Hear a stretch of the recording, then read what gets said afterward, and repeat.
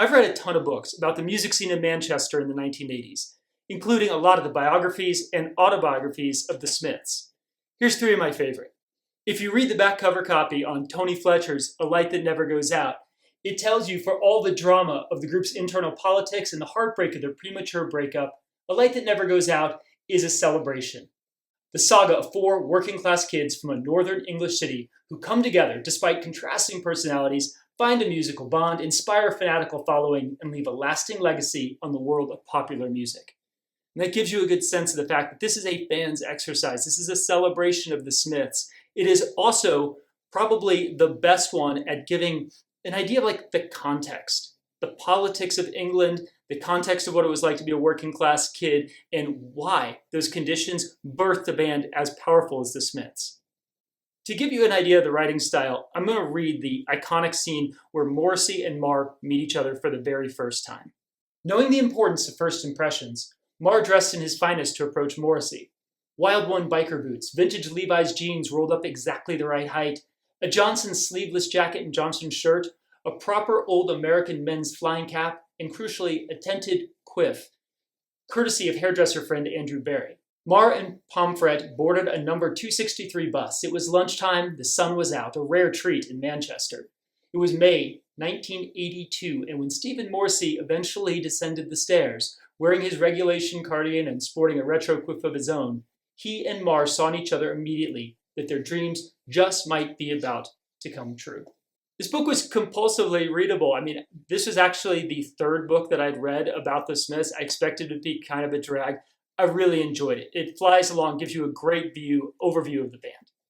The first book I read about the Smiths was actually Morrissey and Marr, The Severed Alliance by Johnny Rogan. It's a little bit more controversial book because it's a little bit less of a fan's exercise. It was more of an exercise in music journalism. It tried to be more of a study of the personalities of these two musical geniuses, the way they bounced off each other, helped each other, but eventually were just too much and fell apart. The back cover copy kind of digs into this. In Morrissey and Marr, Rogan penetrates the closely guarded lives of this immensely creative pair and reveals for the first time the true and unsanitized story of the Smiths. I didn't have anything to judge this book against when I read it. Going back to it before I made this video, I was surprised by just how in detail it was. I remembered it as being a little bit of a slog, but I really enjoyed rereading different sections. For instance, the section where the two of them meet, both Morrissey and Marr have mythologized the tale of their first meeting by invariably giving the impression it was a one-to-one confrontation. The truth is that Marr did not merely alight at Pomfret's house to obtain Morrissey's address, but required his new friend to act as mediator.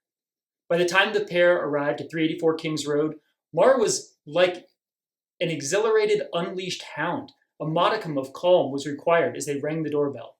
Marr's secret fear was that his image and ideas might so severely clash with those of Morrissey that the dream partnership would prove untenable. When Marr was finally introduced to Morrissey, he spoke in a rush, never managing to stay quite still, possessed of continual animation, the speed of his thoughts barely keeping pace with the consequential patter that was earnestly directed at the host. So you see, he's using words like confrontation and mediator, words that really define the relationship between these two people. I was happy to go back, though, and notice how much sort of music geekery there is in this. For instance, when he talks about the recording of What Difference Does It Make? Recorded late in the sessions for their debut album, the track had a solid R&B feel, inspired by JoJo Gunn's Run, Run, Run. The steady rhythm drove challengingly aside Morrissey's twin tale of weary disillusionment and self-destructive romantic fantasy. I'd leap in front of a flying bullet for you. The song was a breakthrough, confirms producer John Porter. We explored overdubbing guitars, and there's probably about 14 or 15 on there. I wanted to show Johnny what you could do, and by the end of the track, he realized it was fun. I doubt if there was less than 10 guitars on anything we did after that. Whenever I met Johnny, it was Guitar City. For anyone who's ever tried to learn a Smiths riff on the guitar, and then to go back and find out, well, there's 14, 15 guitars on that track, it makes you feel a little bit better about how bad you actually sound. And because I do love that music geekery, I really love the songs that saved your life, The Art of the Smiths, 1982 to 87. This is a book that goes track by track through their album, tells their story through their music. And if you're just a fan of the songs and want to learn more about them, This works not just as a compelling story, but also as a reference book where you can go back and say, oh, how was that song recorded? How did it actually work? The writing about some of the songs is pretty like pointed or factual, but some of the other writing is really creative. And as someone who already knew the story and was looking for a different take on it, I really like the way he talked about Morrissey and Marr's first meeting. History prefers the neatness of a fairy tale, so for the sake of a dramatic opening, let's return to the doorstep of 384 Kings Road in the early summer of 1982. Like all classic fairy tales, this one has to be simple. It may have been that Goldilocks broke into a home belonging to 5 bears, perhaps Snow White preferred the company of 11 dwarfs, but neither truth nor surplus characters should get in the way of a good story. Look again at Marr, stood outside number 384. He isn't alone. Behind him is another local guitar player, Stephen Pomfret. It's Pomfret who has brought Marr to this spot after he asked to be introduced to Morrissey.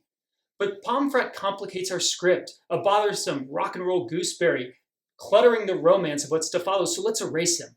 Let's wave Pomfret farewell to the Smiths' cutting room floor. Snip. And Marr is now alone again outside 384 Kings Road. He's about to knock, the door's about to open, and it could be the case that it's about to be opened by Morrissey's older sister, Jacqueline.